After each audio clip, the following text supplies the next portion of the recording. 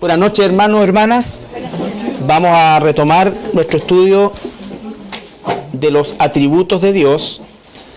Y estamos ya con nuestro tercer miércoles aprendiendo sobre el tema de la soberanía de Dios.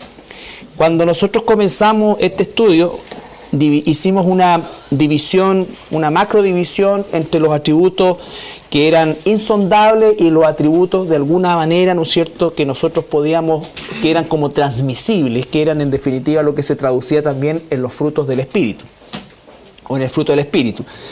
Estos, por supuesto, no son transferibles, pertenecen solamente a la naturaleza de Dios y establecen, entonces, este tema de la soberanía es un tema que nosotros entendemos hasta el punto de la revelación de Dios, ¿ya? Las cosas reveladas pertenecen al pueblo de Dios, dice el proverbio, y las que no son de Dios. Entonces, partimos siempre de la base de que la Biblia es la revelación suficiente para que el pueblo de Dios conozca a Dios, siga al Señor y llegue, ¿no es cierto?, a la vida eterna. Ahora, obviamente, la Biblia no encierra todo lo que es el conocimiento de Dios, porque Dios es infinito, no puede estar encerrado entre Génesis 1 y Apocalipsis 22, esa es una revelación, ¿ya? Entonces, desde ese punto de vista, hay cosas que nosotros en nuestra mente finita y en nuestra naturaleza humana no vamos a poder terminar de procesar nunca. Recuerden que dice la Biblia también que la vida eterna consiste en que te conozcan a ti, ¿no es cierto? Entonces, de alguna manera, eso nos da a entender también que toda la eternidad continuará el conocimiento de Dios, más profundo, en otro nivel, bajo otras circunstancias, por supuesto, pero el conocimiento de Dios no se termina porque Él es infinito y el propósito, ¿no es cierto?, de su pueblo, de sus hijos, es que le conozcamos. Y de hecho siempre le vamos a servir a Él. Absolutamente. Absolutamente. Entonces, la soberanía es fundamental porque sobre tanto la inmutabilidad como la soberanía se sostienen todos los demás atributos.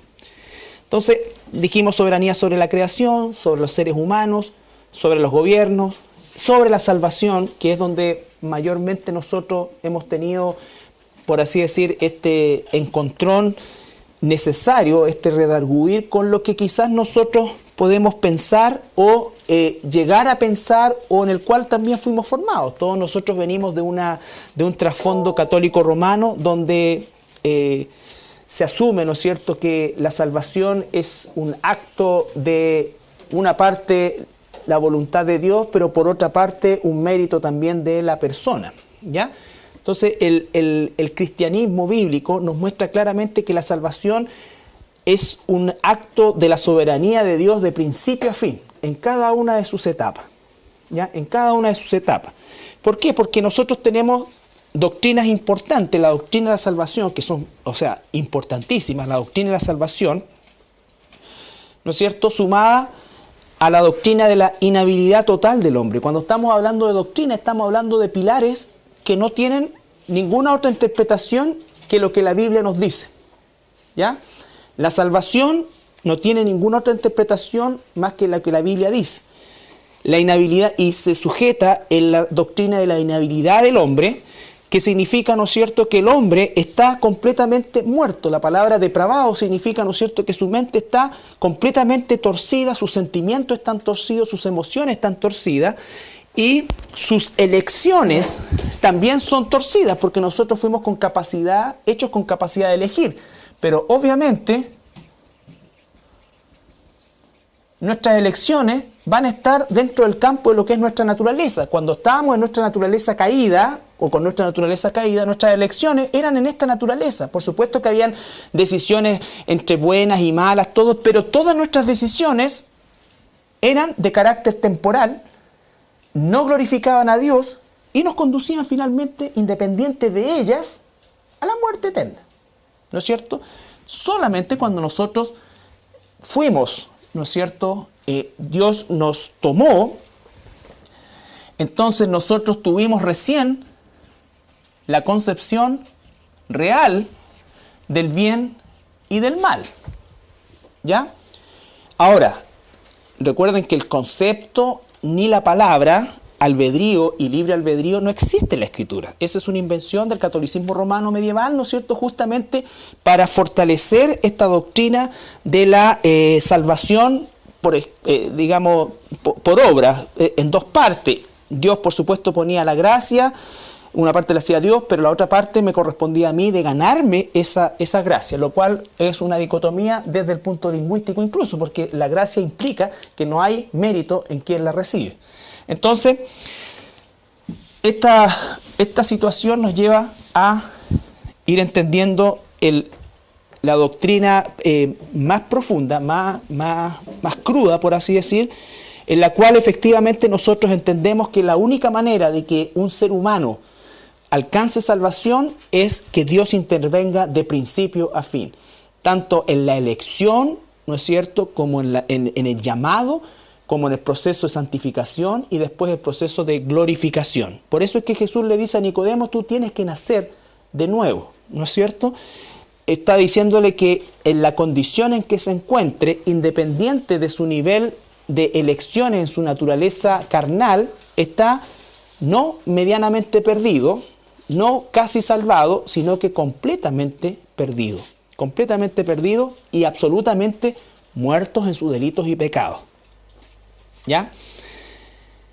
Entonces, la inhabilidad del hombre se resume en que desde la caída de Adán, cada persona por naturaleza nace espiritualmente muerta y esclava del pecado. Esa es la condición nuestra.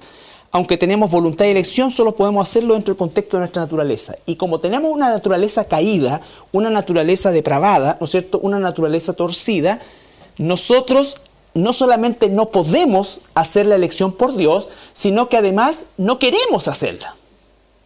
¿Ya? No queremos hacerla porque somos enemigos de Dios, éramos enemigos de Dios. El ejemplo que a mí me gusta es el siguiente, porque cuando nosotros decimos, mira, yo estaba buscando a Dios, y probablemente no estábamos buscando, cuando estábamos nosotros buscando a Dios, no era el Dios de la Biblia, pero cuando empezamos a sentir el llamado, por así decir, de Dios, que todos de alguna manera comenzamos a ver, es porque Dios nos estaba atrayendo, y ahí se usa la palabra arrastrar en el literal griego, y es, por ejemplo, si tú tienes un tubo de una aspiradora, y coloca frente a este escenario a una persona que no tiene idea de la electricidad, no tiene idea de la aspiradora, no sabe nada, nunca no tiene idea de ninguna tecnología, ¿no es cierto? Y más encima la aspiradora no hace ningún ruido, es silenciosa, completamente silenciosa, y colocan ahí basura y mugre, ¿no es cierto? Si él ve esta escena y ve el tubo ahí, él va a pensar inmediatamente, la mugre camina. Increíble, la mugre camina hacia el tubo. No, la realidad de las cosas es que hay una fuerza externa a la mugre que la aspira, la succiona. Eso es lo que pasa con nosotros, o eso es lo que pasó con nosotros. Nosotros no estábamos buscando a Dios, nosotros íbamos a la corriente del mundo, y la succión sobrenatural de Dios nos atrajo a Él. ¿Por qué? Por gracia. Nada más. Nada y exclusiva, porque nosotros no estábamos buscando al Dios de la Biblia. Dios en su infinita misericordia nos comenzó a llevar hacia Él. Porque la pregunta ahora es, conociendo esta doctrina, que es bíblica, ¿cuándo es que tú fuiste salvo? De antes de nacer, de antes de la fundación del mundo. Se manifestó la salvación en una época determinada de tu vida, pero tú ya estabas destinado a salvación. ¿Ya? Entonces, la inhabilidad del hombre es fundamental para entender la gracia de Dios. Si existiese algún mérito, o si de mi parte como ser humano caído hubiese existido una tendencia real a buscar al Dios de la Biblia, al Dios verdadero, entonces ya no me sería contada por gracia, sino que sería contada por obra, una obra de mi decisión. ¿Ya?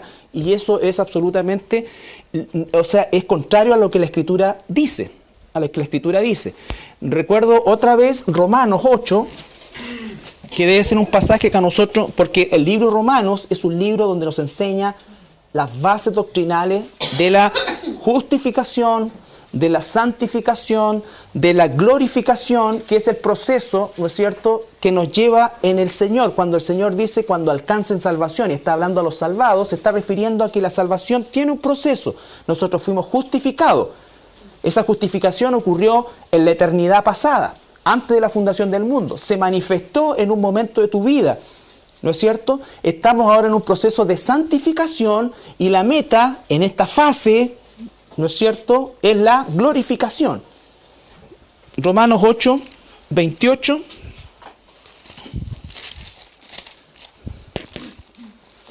Romanos 8, 28 en adelante hasta el 32.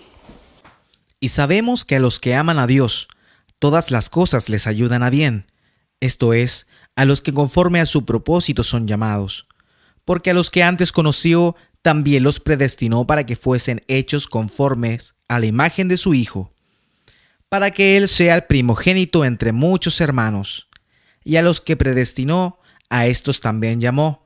Y a los que llamó, a estos también justificó. Y a los que justificó, a estos también glorificó. ¿Qué pues diremos a esto? Si Dios es por nosotros, ¿quién contra nosotros? El que no escatimó ni a su propio Hijo, sino que lo entregó por todos nosotros, ¿cómo no nos dará también con Él todas las cosas? Entonces dice, claramente habla de la predestinación, del preconocimiento. Por supuesto, el preconocimiento y la predestinación van de la mano, porque Dios conoce y opera en función de eso y bajo su voluntad.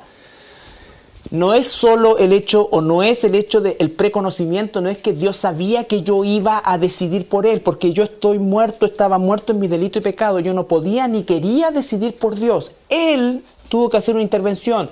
Vosotros estabais muertos, Él os dio vida a vosotros cuando estando muertos en vuestro delito y pecado. Erais por naturaleza hijos de ira, enemigos de Dios. Esa era nuestra realidad. Entonces, Dios opera la salvación en un proceso sobrenatural de principio a fin. ¿Ya? Por eso es que la salvación no se puede perder, no se pierde, porque la salvación es sostenida por el Señor. Por eso dice, ¿quién va a acusar a los escogidos de Dios? ¿Quién va a condenar? No, porque ya estamos cubiertos por el Señor Jesucristo. Ahora bien, dos cosas que son importantes que nosotros tratemos en relación a esta doctrina, que son dos pasajes, ¿no es cierto?, que vamos a estudiarlos a la luz de la Escritura y del conocimiento que estamos recibiendo. Uno de ellos es la parábola de la oveja perdida. Lucas, capítulo 15.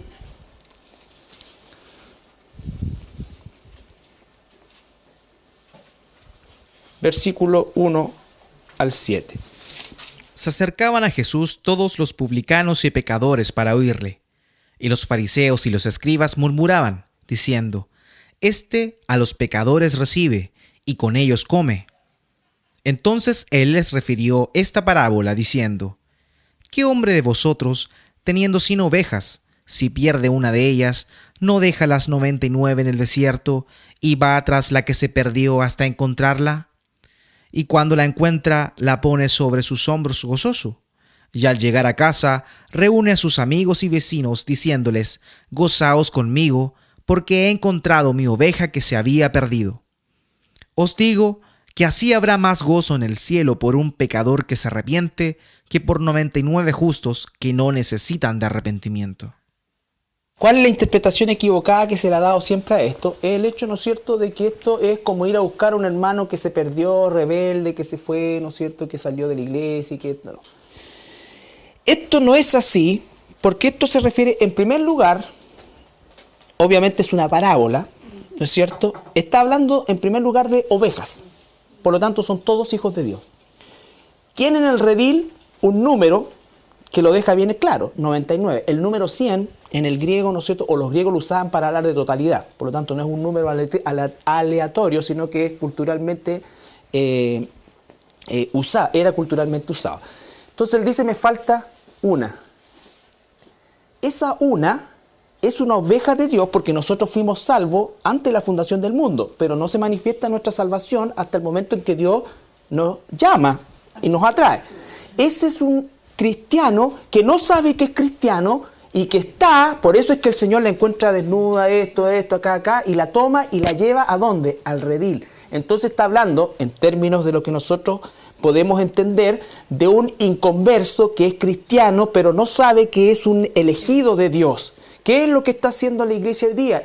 Por eso es que el que escucha mi voz, mis ovejas escuchan mi voz, todavía no han entrado al redil. Por eso dice también, tengo otras ovejas, refiriéndose a los gentiles, que también tienen que entrar. ¿Me entiendes? Pero eso es, y vemos ahí que el pastor sale a buscar. El pastor es la iglesia, el pastor eres tú, el pastor es todo aquel que lleva el evangelio, la voz de Dios, donde a toda parte y en toda parte van a haber ovejas de Dios que van a responder ese llamado. Él no dice salí a buscar ovejas, salí a buscar la oveja. Por eso es que cuando entre la última oveja de Dios en el redil de Dios va a venir el rapto. Hay un número cerrado. Jesús no vino a morir por un número indeterminado de personas, sino que vino a morir por un número determinado. Lo que el Padre me dio. No he perdido ninguno. Entonces, el proceso es ahí el pastor, tú, yo, todos nosotros, llevamos el evangelio, ¿no es cierto?, a todas las naciones como ese propósito. ¿Por qué? Porque en todas las naciones hay ovejas de Dios que van a escuchar la voz de su pastor, que es Jesucristo, y van a entrar al redil. El mismo capítulo, pero el versículo 11 al 18, al 19, perdón, al 20, que es la parábola del hijo pródigo. ¿Qué es lo que estamos haciendo nosotros al proclamar el evangelio? Llamar a las ovejas de Dios que todavía no están en el redil. Y cuando esta oveja vuelve al redil, ¿ya no se pierde? No. Ahora vamos a ver el otro caso, que es una oveja que siendo salva, ¿no es cierto?, se desvía. El verdadero concepto del hermano que se desvía. Claro. Así es, al 20. También dijo, un hombre tenía 2 hijos, y el menor de ellos dijo a su padre, Padre, dame la parte de los bienes que me corresponde, y les repartió los bienes. No muchos días después, juntándolo todo el hijo menor, se fue lejos a una provincia apartada, y allí desperdició sus bienes viviendo perdidamente. Y cuando todo lo hubo malgastado, vino una gran hambre en aquella provincia, y comenzó a faltarle. Y fue y se arrimó a uno de los ciudadanos de aquella ciudad, el cual le envió a su hacienda para que apacentase cerdos. Y deseaba llenar su vientre de las algarrobas que comían los cerdos, pero nadie le daba. Y volviendo en sí, dijo, ¿cuántos jornaleros en casa de mi padre tienen abundancia de pan, y yo aquí perezco de hambre? Me levantaré e iré a mi padre y le diré, Padre, he pecado contra el cielo y contra ti. Ya no soy digno de ser llamado tu hijo. Hazme como a uno de tus jornaleros. Y levantándose, vino a su padre. Y cuando aún estaba lejos, lo vio su padre, y fue movido a misericordia, y corrió, y se echó sobre su cuello, y le besó. Acá tenemos entonces 2 hijos. Por lo tanto, estamos hablando de hijos de Dios, porque es una parábola, ¿no es cierto? Uno de ellos decide hacer su vida. Entre comillas, hacer su vida. Pregunta, ¿dónde estaba el padre? Orando. Suponemos que orando, pero el padre no lo buscó en todos los prostíbulos, ni en todos los pueblos, ni en todas las cosas. ¿Se dan cuenta de la diferencia entre la oveja perdida y el que se desvía? No lo salió a buscar. No lo sale a buscar. ¿Por qué? Porque si es una oveja de Dios, va a llegar un momento en que va a entrar en sí. Porque es una oveja de Dios y va a volver al redil, pero va a volver incondicionalmente. La embarré, metí las patas, perdón, todo. ¿Y qué tenemos que hacer nosotros como padres? Recibirlo, matar el becerro gordo, ponerle el anillo, todo. Pero no salir a arrearlo. Es distinto. La oveja perdida es, por eso dice, hay más gozo en el cielo por un perdido que lo transforma, que lo lleva al redil ya como oveja, que 99 que ya están adentro. ¿Me entiendes? Ya están adentro, ya nos alegramos por eso. Ahora estamos acá, ¿no es cierto? En cambio, esos 2 hijos uno de ellos toma la decisión, ¿no es cierto?, de irse, por decirlo alguna, al mundo. ¿Qué hacemos nosotros habitualmente? Vamos y esto, por supuesto que hay que llamarlo y preguntar, oye, pucha, ¿qué te ha pasado? Mira, en realidad tuve un problema con esto y no quiero ir porque no me dio como lata, ya no... Y nosotros, pucha, esto, pero recapacita, mira, tomemos un cafecito para que recapacitito, y le damos, y le damos, y le damos, y la persona ya por cansancio viene, a lo mejor, ¿no es cierto? Y nosotros decimos, ha vuelto un hermano. Porque no es así. Tienen que tocar el fondo que tienen que tocar, y Dios, si mora en ello el Espíritu Santo lo va a hacer entrar en sí. El hambre que siente el hombre de esta parábola, obviamente es una parábola, es un ejemplo, ¿no es cierto? Pero el hambre que siente es el hambre espiritual. El hambre espiritual, por eso dice, como el ciervo brama por las corrientes de las aguas, así clama por ti, oh Dios, el alma mía, mi alma tiene sed de Dios. El que es hijo de Dios va y se empieza a desnutrir, va a sentir hambre de Dios. No puede vivir sin Dios, no puede vivir sin el alimento de Dios, no puede vivir si no está en la casa de Dios. Eso es un acto sobrenatural. Por eso es tan importante. Volviendo en sí. Ese volviendo en sí es justamente el Espíritu Santo que lo hace otra vez recapacitar, pensar y volver. ¿Y cómo vuelve? De manera incondicional. ¿Cómo se recibe? También de manera incondicional. Y él dice ahí, porque mi hijo estaba muerto y ha vuelto. Se había separado, la palabra muerte es separación, ¿no es cierto? Y ha vuelto. Pero siempre fue hijo.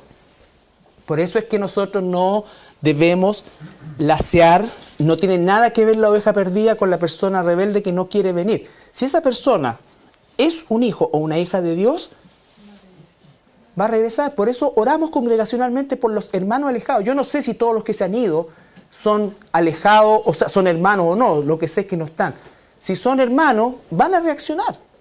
Quizá en el último momento, como la parábola del hombre que sale a contratar trabajadores.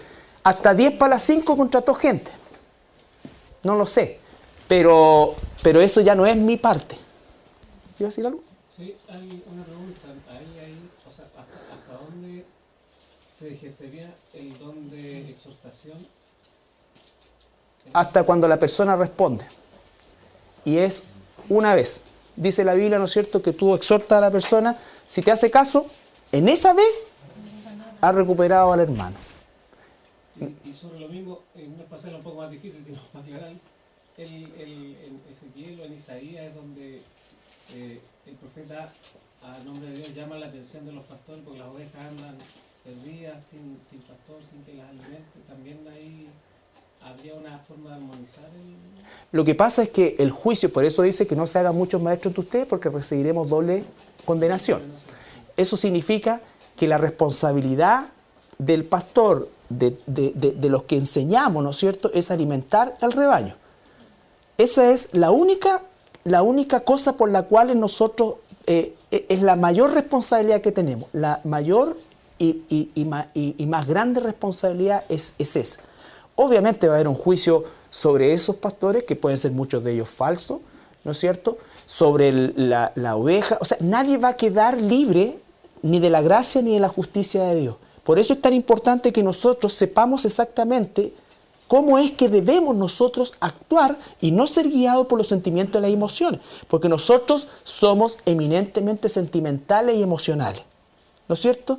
Tenemos a una persona que se dice cristiano pero vive como Barrabás, pero nosotros decimos cristiano y nos seguimos juntando con esa persona, y la Biblia que dice que el que se dice hijo y actúa como pagano, apártate de él. Si es un hijo verdadero, en su momento va a reaccionar y va a volver en sí. ¿Y qué es lo que nos dice ahí? No lo juzgues, no le condiciones el regreso, sino que abrázalo, mata el becerro gordo y ponle anillo porque era un hijo. ¿Me entiendes? Al que trae otra doctrina que no es esta, tampoco le reciban. Entonces, las directrices son bien claras para nosotros, pero por causa de nuestras emociones, nosotros tendemos, ¿no es cierto?, a soslayar estas cosas. Y es la única manera de mantener la pureza de la enseñanza, que es la única garantía de una iglesia sana. Una iglesia sana no es sana necesariamente por sus miembros, porque en toda iglesia cristiana, sana e insana, hay cizaña y hay trigo. Y dice el Señor que tienen que crecer juntos. ¿Entiendes? Bendito, entonces cuando la palabra dice dejar que los niños vengan a mí, Él está haciendo una comparación, o sea, se está refiriendo al corazón del niño. Porque Claro. si entendemos de que desde el vientre de la madre uno es salvo y otros no, no todos los niños podrían ir a Él. Ni tampoco los niños Realmente, merecen salvación por ser niños. Lo que está diciendo es que es el único estado, entre comillas, de inocencia que tiene el ser humano. Y eso habla de la incondicionalidad con que me acerco al Señor, de la confianza con que me acerco al Señor. ¿Me entiendes? Porque en el fondo, ¿por qué se acerca la gente normalmente al Señor? por necesidad. Por necesidad, por conveniencia, por otro. Muy pocas veces, y las sinceras veces, ¿no es cierto? Ahora, las formas como se acerca a las personas no necesariamente determina si va a ser cristiano o no. Puede haberse acercado realmente por una necesidad, pero era una oveja de Dios, pero habla justamente de que la motivación con que yo me acerque al Señor tiene que ser la motivación real que Dios ha puesto en la persona, sobrenaturalmente.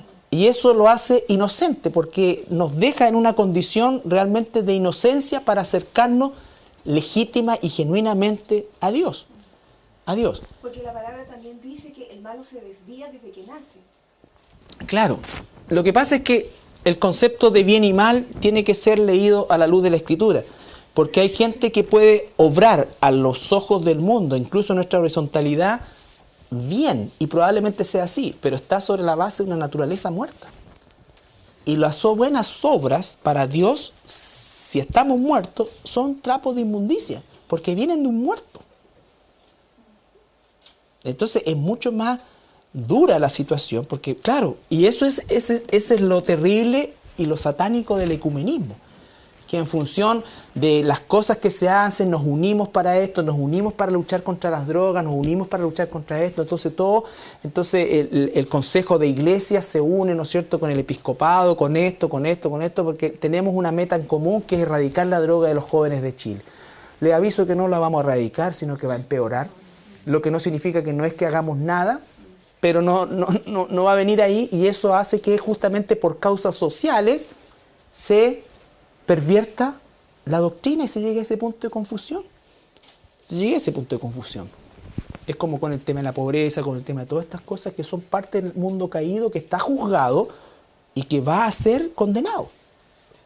Entonces, por eso es que la doctrina cristiana es, en esencia, insultante al humanista, al egocentrista, ¿no es cierto?, a la persona que considera o se considera algo dentro del proceso.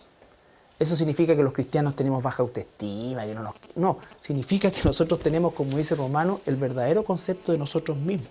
Somos salvos por gracia.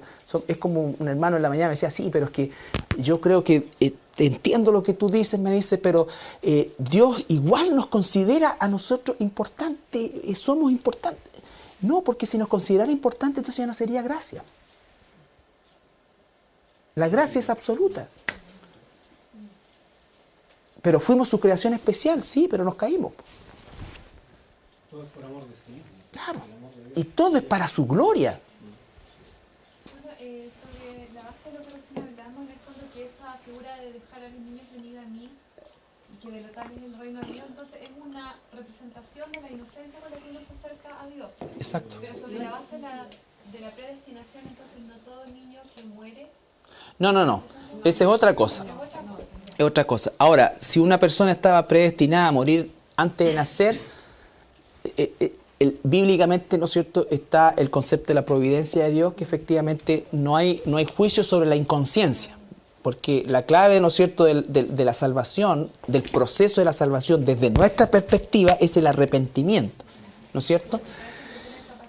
Claro.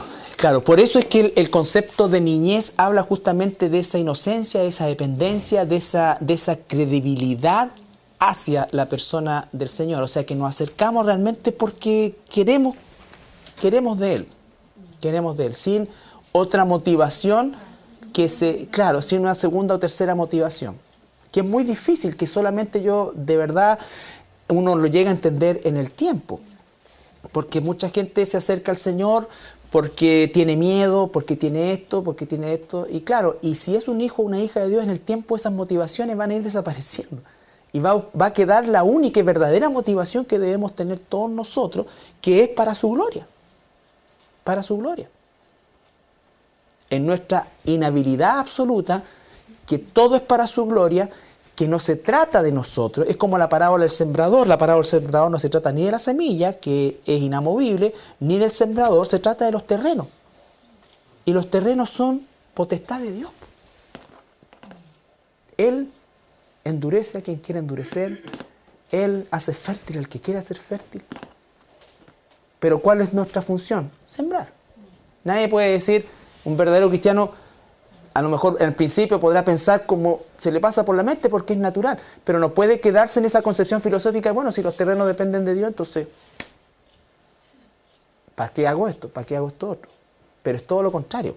Y por eso es que, ¿cuál es nuestra respuesta a la maravillosa e insondable gracia de Dios? ¿Cuál es tu respuesta después de saber que estaba completamente muerto, absolutamente inhabilitado, completamente torcida mi mente, por lo tanto no quería buscar de Dios, que Él me atrajo a Él? Yo lo amo porque Él me amó primero. ¿No es cierto? Toda esa situación. ¿Cómo es que responde? El apóstol Pablo nos dice en 1 Corintios 15,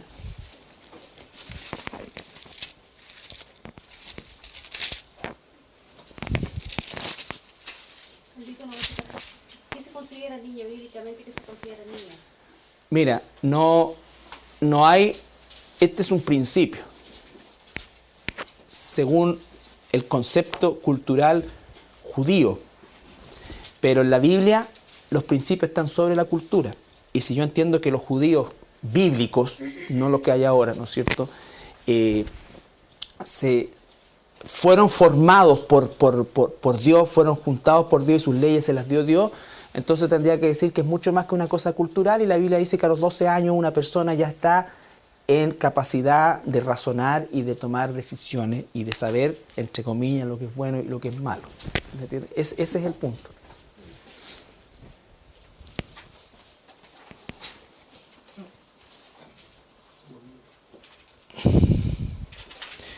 El apóstol Pablo está relatando su conversión y su antigua posición frente al Señor. Imagínate, odio, desprecio. Él dice 9 al 11, 9 y 10. Porque yo soy el más pequeño de los apóstoles, que no soy digno de ser llamado apóstol, porque perseguí a la iglesia de Dios. Pero por la gracia de Dios soy lo que soy, y su gracia no ha sido en vano para conmigo. Antes he trabajado más que todos ellos, pero no yo, sino la gracia de Dios conmigo. ¿Cuál es la respuesta de Pablo entonces? Él dice, yo soy el más pequeño del apóstol y fue un perseguidor. O sea, yo era el menos indicado y la gracia de Dios se manifestó en mí. Si nosotros sacamos una línea, ¿no es cierto?, de concordancia del actuar de Dios en sus elecciones, nos vamos a dar cuenta, ¿no es cierto?, que las elecciones de Dios siempre son cosas que no tienen ni la capacidad. Israel el peor pueblo, los cobardes, este otro el tartamudo, ¿no es cierto?, este otro el asesino, este otro el perseguidor, porque Él hace, ¿no es cierto?, una obra para su gloria. Entonces, con esa conclusión yo puedo sacar perfectamente una conclusión personal de que yo me eligió porque era peor que cualquier otro. Que era peor que cualquier otro. Entonces, no lo dice, simplemente estoy sacando una línea de elección. Y eso mata cualquier atisbo de ego que Dios te eligió por algo que por algún tipo de mérito. Es terrible eso, porque no estoy hablando del mundo católico, el mundo católico está muerto espiritualmente y doctrinalmente está absolutamente torcido, pero estoy hablando del mundo que se llama cristiano, de cómo es que se incentiva esta parte de que Dios me necesita, Dios requiere, que pueden ser palabras o situaciones que en definitiva nosotros podemos decir que son como para entender algo, pero se empieza a producir una situación en la cual realmente hay personas que se llaman cristianos y creen que son indispensables en el ministerio o que son ejes centrales de algo o que Dios los necesita. Dios no nos necesita. El amor que Dios te tuvo a ti, que me tuvo a mí, es un amor insondable. No tiene es diametralmente opuesto al concepto que yo tengo de amar algo o alguien. Es totalmente distinto.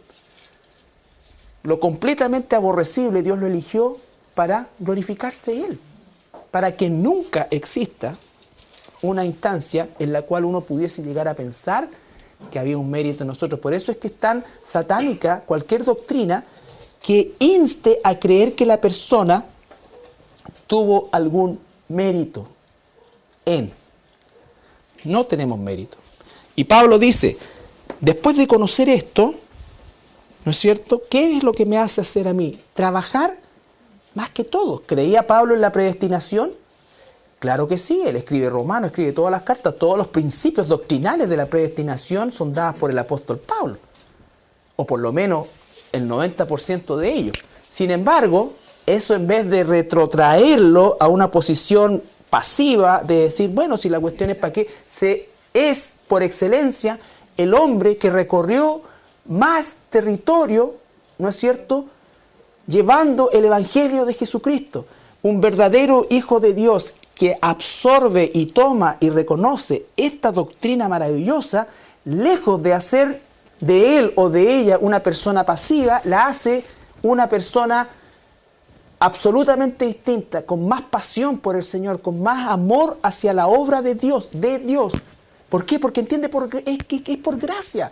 ¿Y eso qué es lo que significa? Gratitud, que la única forma que puedo responder yo a la gracia de Dios es con gratitud. ¿Qué puedo hacer yo por Dios?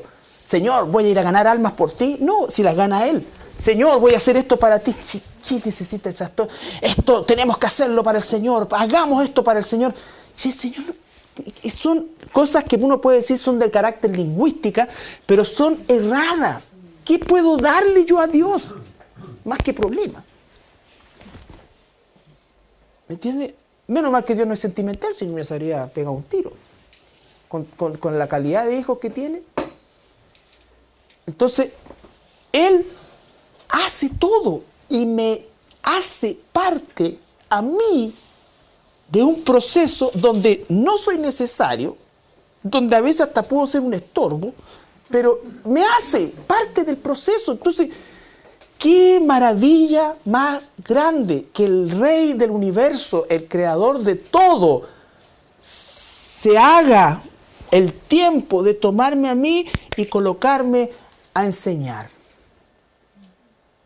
Y de reservarme una herencia. Y de reservarme una herencia incorruptible, incontaminada, inmarcesible y todo lo demás. Entonces, Dios, ¿qué quiere? Que me pare caer lo que tú quieras. ¿Me entiendes? Esa es la respuesta verdadera a la gracia que Dios nos da en la elección. ¿Por qué? Porque todos íbamos en la gradiente del mundo condenados al infierno. La justicia de Dios se va a aplicar igual. La misericordia de Dios es lo que tenemos que ver. Que aun cuando estábamos en la misma condición y peor quizás que aquellos que hoy día van camino al infierno, Dios nos sacó para su gloria. Para mostrar, dice, en los siglos venideros su bondad. Entonces, ¿cuán más agradecido podemos vivir? Cuando yo pienso que yo elegí al Señor, porque en realidad yo siempre tuve una inclinación hacia Dios. En realidad, mira, yo desde chico tenía una inclinación, siempre me atraían las cosas de Dios. Hay que la gente habla así, bueno, la gracia de Dios te hace escuchar, ¿no es cierto? Esos baños de pureza que sea la gente, no sé, porque yo siempre he sido tan bueno, y la verdad que siempre he tenido, y yo ayudo a los pobres. Pero está bien, en un inconverso es parte del proceso, ¿me entendí? Pero no es nosotros, no es nosotros. Nosotros a esta altura sabemos lo que somos y eso no produce ni problemas de autoestima, porque ni para eso nos da. ¿Me entiendes? Entonces, el punto principal de esto es la gloria de Dios. Nada más, para su gloria. Entonces la respuesta de Pablo es más trabajo, más me entrego. Pero no yo, la gracia de Dios en mí. No hay mérito en mí, es la gracia de Dios en mí. 1 Corintios 6, 20. Porque habéis sido comprados por precio, glorificad pues a Dios en vuestro cuerpo y en vuestro espíritu, los cuales son de Dios. Glorificar a Dios, ¿por qué? Porque fuimos comprados por precio. ¿Cuánto pagó por Dios por mí? Una suma incalculable, ni siquiera lo merecía, no es un rescate. Yo creo que si nosotros nos viéramos en nuestra realidad, como Dios nos ve, y pudiésemos entender un poco el amor, nosotros no habríamos dado un peso por rescatar a ninguno de nosotros. Yo creo que habríamos pagado para que no nos soltaran. Entonces Dios muestra su amor para con nosotros en que aún siendo enemigos, Él murió por nosotros, pagó el precio. Un amor absolutamente insondable. 2 Corintios 12.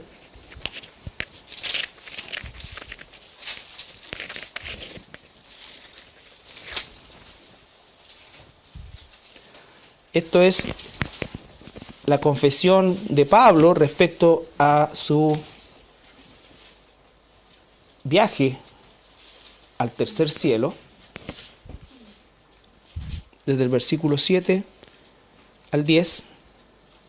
Y para que la grandeza de las revelaciones no me exaltase desmedidamente, me fue dado un aguijón en mi carne, un mensajero de Satanás que me abofetee, para que no me enaltezca sobremanera, respecto a lo cual 3 veces he rogado al Señor que lo quite de mí. Y me ha dicho, bástate mi gracia, porque mi poder se perfecciona en la debilidad. Por tanto, de buena gana me gloriaré más bien en mis debilidades, para que repose sobre mí el poder de Cristo. Por lo cual, por amor a Cristo, me gozo en las debilidades, en afrentas, en necesidades, en persecuciones, en angustias, porque cuando soy débil, entonces soy fuerte. Entonces, una doctrina que se enseña de que un cristiano no se puede enfermar, no se puede resfriar, no se puede esto, que todo, que tiene el poder y que Jesús llevó todas nuestras enfermedades, sacando de contexto ese texto, ¿no es cierto? Ahí de todo. ¿Qué hace con este pasaje? Esa es otra doctrina. Y entonces dice, no le digas bienvenido, porque esa no es otro estilo, esa es otra doctrina. Porque para la gloria de Dios nos vamos a enfermar, para la gloria de Dios vamos a estar sanos, para la gloria de Dios nos va a dar esto, para la gloria de Dios. ¿Qué hace Pablo? 3 veces le pidió y la respuesta fue no, porque mi poder se perfecciona en tu debilidad. Entonces, si Dios dice así, con mayor razón yo me voy a gloriar en mis debilidades. En afrenta, en persecución, en todo esto. No voy a lloriquear ni buscar un milagrero que me ponga las manos, ¿no es cierto?, para que se me quite esto, sino que voy a aceptar la voluntad de Dios y me voy a gloriar en la voluntad de Dios. Eso es un acto sobrenatural. Eso es un acto sobrenatural. ¿Significa que Dios nos sana? Por supuesto que sí. Pero Él hace según su voluntad. Según su voluntad. ¿Ya? Entonces, esto es para aprender, recuerden, los atributos de Dios para aprender a conocer a Dios. 3 veces le he pedido. ¿No es cierto? Si dice Pablo 3 veces, significa que nosotros, si siguiéramos un principio bíblico, no le pidamos una cuarta. Si tú le estás pidiendo 3 veces, ya 3 veces le he pedido, Señor, sácame este furúnculo en la nariz, que tanto me molesta. Y si te levantáis en la mañana número 4 y le veis el espejo que está el furúnculo, entonces deja de pedir. Por decir una cosa, o sea, no dice que tenemos que pedir 3 veces, pero a veces ¿cuánto nosotros llevamos orando? Pues el otro ya está en el cáncer terminal y todavía oramos para que el Señor lo sane. Está a clara vista que no lo sanó. ¿Me entiendes? A eso me refiero yo, a nuestras oraciones sin dirección. Sin dirección. ¿Ya? Porque, ay, sí, a lo mejor si hoy día pasa. O a lo mejor si hoy día dejo de orar por él, a lo mejor se agrava. Y todas esas cosas que corren en el campo de la superstición. De la superstición, por eso nuestras oraciones son tan ineficaces, ¿no es cierto? Tan carnales y simples, en el sentido, ¿no es cierto?, que dice el Señor, pedimos para nuestros propios deleites. Por eso que no recibimos. Porque si ya a la tercera vez, ¿no es cierto?, la radiografía arrojó que estaba peor la cuestión, entonces, ¿qué tengo que hacer yo? Pedir gracia para glorificar a Dios en esa condición. Estoy poniendo un número, ¿no? Esto no es una cosa dogmática, pero la Biblia nos enseña muchas cosas también desde el punto de vista de eso. O sea, no dice que Pablo cada vez le pedía, dice ya, mira, 3 veces le pedí, y entonces con esto me quedo con una respuesta. Por lo tanto, mi reacción, mi respuesta a esta situación es gloriarme en esa debilidad de manera que Dios reciba toda la gloria. Porque cuando yo soy débil, entonces Él es fuerte. Porque la única forma en que tú puedes mostrar una fortaleza sobrenatural es en un momento de extrema necesidad, de extrema fragilidad, ya sea de salud, la que sea. ¿Me entiendes? Entonces ahí se ve reflejada la gloria de Dios. Primera de Pedro 4, 10 al 11. Cada uno, según el don que ha recibido, ministrelo a los otros, como buenos administradores de la multiforme gracia de Dios. Si alguno habla, hable conforme a las palabras de Dios. Si alguno ministra, ministre conforme al poder que Dios da, para que en todo sea Dios glorificado por Jesucristo, a quien pertenecen la gloria y el imperio, por los siglos de los siglos. Amén. Este es un pasaje muy similar o análogo a todo lo que hagan, háganlo para la gloria de Dios, ¿no es cierto? ¿Qué es lo que está diciendo? Si nosotros ministramos conforme a la palabra de Dios, si nosotros entregamos un don o ejercemos un don en favor de la iglesia conforme a la gloria de Dios, conforme a la gracia de Dios, conforme a esto. Nada fuera ni de la gracia, ni de la voluntad, ni de la palabra de Dios. Eso significa que nadie puede hacer promesas que Dios no ha hecho, porque eso es justamente aberración y un ataque directo a la persona del Espíritu Santo, ¿no es cierto? Y eso es justamente hablar conforme a la palabra de Dios, es dejar fuera todas aquellas, aunque sean declaraciones bien intencionadas. Confía en el Señor. Él, mira, sigue pidiendo y Él te va a dar lo que... Yo no sé. Lo que sí sé es que su voluntad es que nosotros le glorifiquemos, sea que la dé, sea que no la dé. Es como decir, gracias Señor porque no me salió este trabajo. Nosotros siempre damos gracias Señor porque nos salió el trabajo, ¿no es cierto? Entonces, si nosotros hacemos las cosas conforme a la voluntad de Dios y para la gloria de Dios, los resultados son parte del proceso. Son parte del proceso. Y Él nos dará la gracia para recibir una cosa como para recibir otra cosa. Pablo dice, por la gracia de Dios sé vivir humildemente en pobreza, sé vivir y sé tener abundancia, ¿no es cierto? Porque nosotros somos desequilibrados. No sabemos cómo vivir en una etapa de nuestras vidas desde el punto de vista material, pero tampoco sabemos en la otra, ¿no es cierto? Y eso es justamente porque nuestro equilibrio espiritual tiene que ser siempre escritural, ya conforme a la Escritura. Bueno, y ahí hay otros más versículos que van todos en la misma dirección, pero el punto es justamente que hay una forma que Dios quiere que nosotros respondamos a su gracia y que efectivamente los hijos e hijas de Dios van a responder de esa manera. Y la historia lo muestra así, o sea, el mismo apóstol Pablo y todos aquellos que dieron su vida por este evangelio lo hicieron con la convicción, en primer lugar, de gratitud a Dios, sin saber ni dimensionar los efectos, ¿no es cierto?, multiplicativos. Por eso es que nunca el éxito, entre comillas, la palabra éxito de un ministerio se mide en por cuánta gente entra a una iglesia o va a un lugar. La única manera de saber efectivamente que Dios está obrando es justamente de acuerdo a la enseñanza que se está entregando. Porque ya vemos ya, ¿no es cierto?, que en lugares pueden haber muchísimas personas, pero cuando se hace un arneo conforme a la palabra de Dios, no es mucho lo que queda. Porque efectivamente la palabra de Dios es cáustica incluso a nuestra condición como cristianos. Nos está moldeando, nos está cambiando. El propósito de este estudio es justamente moldear nuestra visión de Dios, para que en nosotros crezca gratitud. No hay ninguna promesa de que tus circunstancias van a cambiar, de que tus hijos van a cambiar, de que tu esposa va a cambiar, de que tu esposo va a cambiar, de que tu trabajo va a cambiar, No, nadie puede prometer eso. Nadie puede estar en posición de prometer eso. Pero sí puede prometer ¿qué cosa? Que si somos hijos de Dios y seguimos siendo transformados por Él, seremos más a la semejanza de ese hijo. Y si somos más a la semejanza de ese hijo, significa que nosotros vamos a glorificar más a Dios. Padre, Te he glorificado porque he hecho lo que me mandaste a hacer. ¿No es cierto? Entonces, Padre, te he glorificado porque he hecho lo que me mandaste a hacer. Fue incomprendido, fue rechazado, fue esto, todo lo que tú quieras. Pero nosotros no medimos eso. Eso no nos pertenece a nosotros. A nosotros nos pertenece hacer la voluntad de Dios y responder escrituralmente a la gracia de Dios. ¿Ya?